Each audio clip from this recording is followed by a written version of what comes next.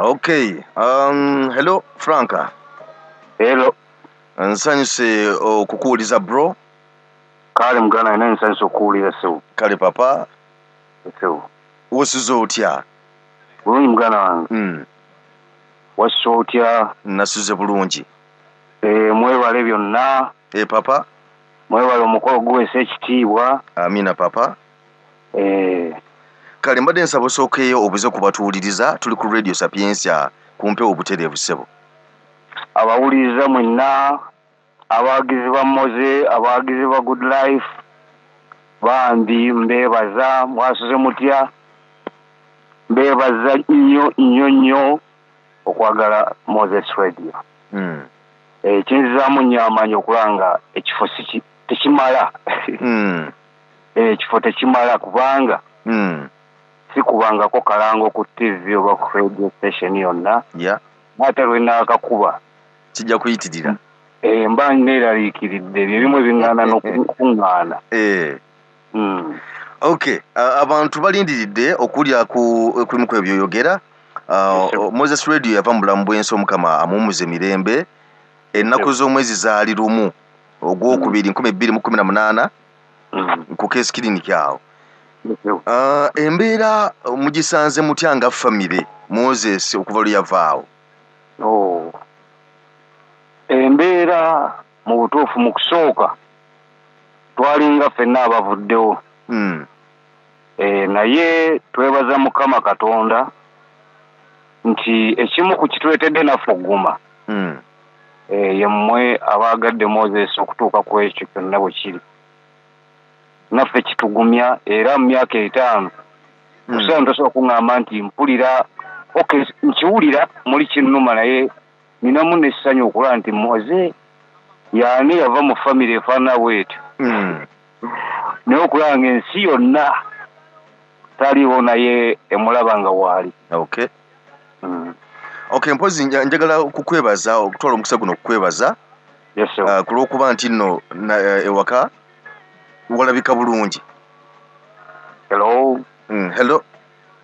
Nkulya. Nti njagala kutwala omukisa guno okukwebaza olw'okuba nti osobodde okubeerawo Moses w'atali n'obeera nga nti oba oli awo otuta etundutundu okulaba nga waka walabika bulungi nnyo ate ne Moses waali okuba nga waweesa ekitiibwa.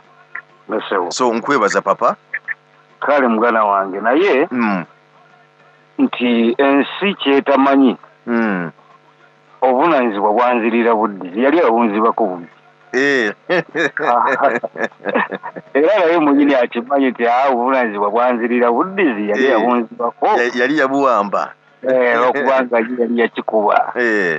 Naye kiryokke nkiwulira nga nkisobola wadde financially tekinnatereera naye nga tewali kigamba kisobola kunchallenginga. Koze ekiyinza okunchallenginga ng'abantu ba Moze tebalabye. Okay. Abantu bangi ababaddewo abali mikwano gya Moses Radio. Abayimbi banne n'abantu obuntu aba bulijjo mikwano gye. Bantu kyabo boyinza bwe kiba kisoboka bantu kyabo boyinza okunokola n'ogamba nti abantu bano babaddewo okuva Moses Radio lwe yavaawo because abantu bangi nnyo babeera n'emikwano gyabwe nti n'abafamire abamu nti osobola okubeerawo ng'abantu bakulaga bakwagala bakumatira naye kasita ovaawo tebaddamu kulabika. Bantu kyabo boyinza okukoonako bw'ogamba nti bano babaddewo. Kati olaba okuvaawo kwa Moze kwanzuukusa. Nti waliwo abantu be nalabanga ennyo ne Moze. Naye oyo se n'obuuza ekibuuzo ekyo bwe bawuliriza baddawa. Naye nga neebaza muganda waffe King Saha bambi abeerawo. Era musabira kyonna bambi ekimutawaanya Mukama Katonda amuzzeewo tumwetaaga.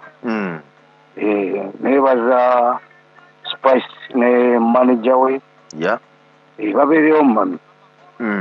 N'emikwano gya Moze emirala ijja kwogera buli omu naye ng'abatabemubeererawo nabo beemanyi ate nga Moze yababeererangawo munna. Okay, kitegeeza nti buli nnaku z'omwezi nga lumu omwezi ogwokubiri abantu bengera kubweyongezi okuba nga bajja okucelebrating obulamu bwa Moses Radio. Mugana wange twakyo 2019 twaliwo abantu 6 mu 2019 mu 19 31st campfire 31st 2019 twaliwo abantu 6 naye kati ndowooza olaba ennamba nayo bwezi tosobola gibala. So nankimpa essanyu era ndayira Mukama Katonda nyongera amaanyi nange nneme kuba nti omujja ate ne mugwamu amaanyi nti nange ntuukiriza omulimu gwe nnina n'omutima gumu. Okay, waliwo mukwogerawo maama mukwogera nina ensonga ziyakoona kuyogera ku nsonga ez'enjawulo naye waliwo ensonga ziri bbiri ezasinga abantu zebasinga okuwa amatu. Ensonga esooka y'ensonga y'ettaka lyammwe nti waliwo omuntu atayagala okulitwala mu ngeri ya okulibba mu ngeri y'okulibba. Embeera eri etya? Omwami oyo bamuyita Jjunju Henry namusiba nako yasooka kuŋŋamba tebakolangako agreement ne Moses. Olaba ne Moses bwe yafa abantu bajja bangi otusaasira kumi balina information gye banoonya kati yajja agamba Moses twali ba mukwano nze yamuguzaawo naye yali gentleman's agreement.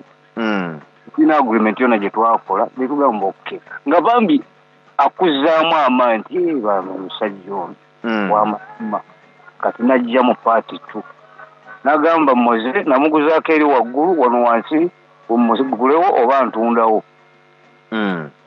Kati mu process eyo era twete tuneeteeka mwezi nga gumu 2 ne tumusasulayo ku kasente ate ne tulaba ebipapula ne mukwata ne musiba n'abula okuva 2018 akomyeyo 2022 ng'agamba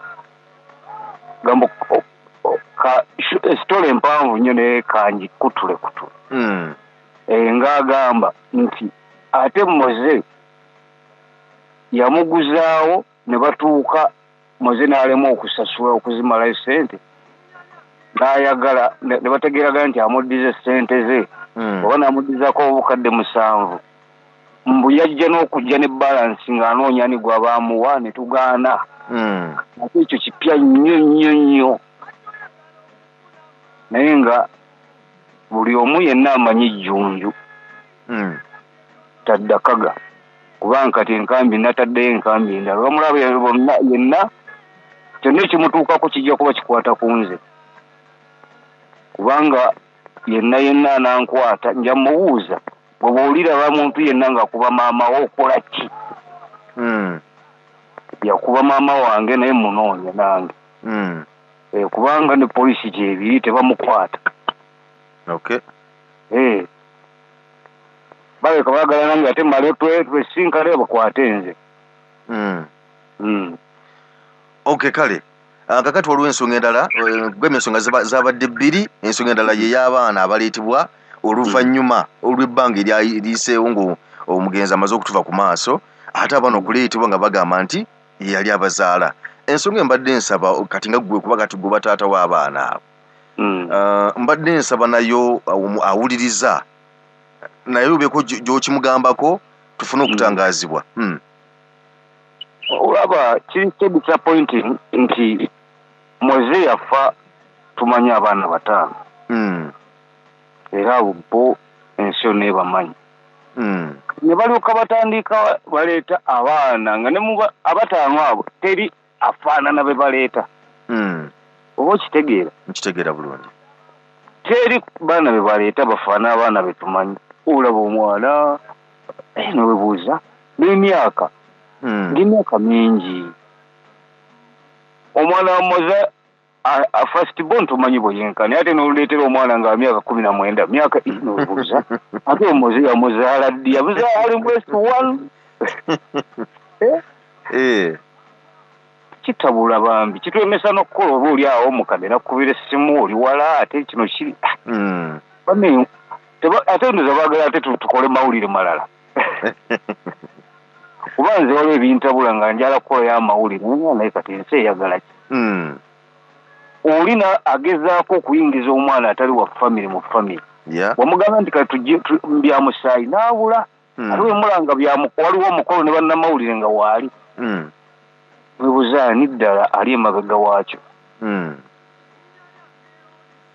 ku musaayi lwaki babula ate ku mikolo ne balabika okay kale kati embere eno mugenda kugikolera mutya bwe biba nga biri bwe bityo embeera eyo tugenda gikwasa balooya abakazi tubanoonye bunoonya kati baba nga bakakasa nti balina abaana bamoze baki ku musaayi bwe tubakona ku kyomusaayi nga babula kitujja kudda tebaddamu okudda ate ku mikolo ogenda okwetegeeza weebali ogenda kuwulira bannamawulire babafunye dda baggyeko interview webuuza ani ali emabega waakyo so twakikwasiza balooya okay nawe wennyini baleme kudda waka balabe balooya oba bagende ku poliisi nabo batuvunaane nti tuganya abaana simple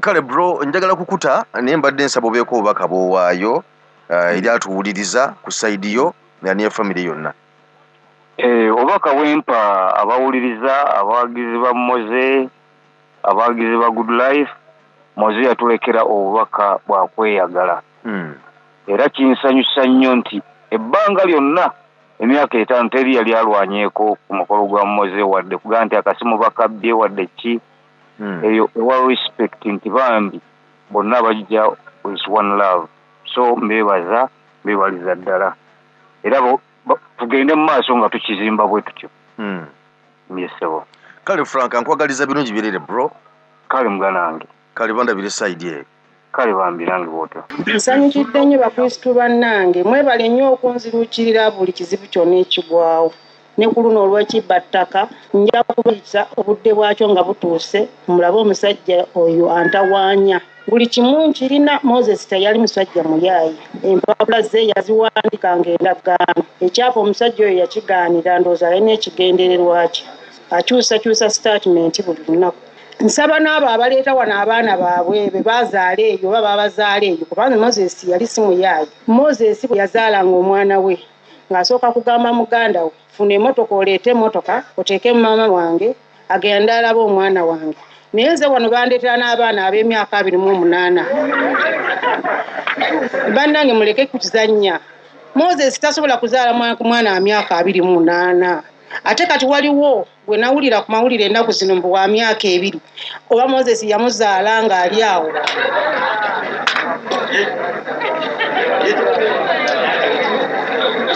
bwena ayogerako nga bagamba Moze agobaganya bazzukulu be naye banaye namwe mubeere mu kiti kyange Moses asobola okuzaala omwana wa myaka 28 ate kati buno obudde basobola omukukwanjulira omwana wa myaka 2 naye n'omwaniriza abaagala okuleeta abaana baabwe waliwo omukyala namugamba ye Moses tasobola kuzaala mwana ono muganda ennyindo z'omwana we ezo mbaabaavu nnyo yagenda n'anoonyayo omwana omunyarwanda omulala n'amuleetera bulijjo abeerawo wano olwayo lwesi namulaba ne mu kuziika yaliwo kuziika maama wange naye bwe kiba nti omwana oyo waffe olunaku lujja kukya tubakebeza omusaayi abeesimbyewo bwe batyo nekijja kuswaza nnyo ng'omwana oyo si waffe bwe kiriba nti waffe ndi mwetondera waffe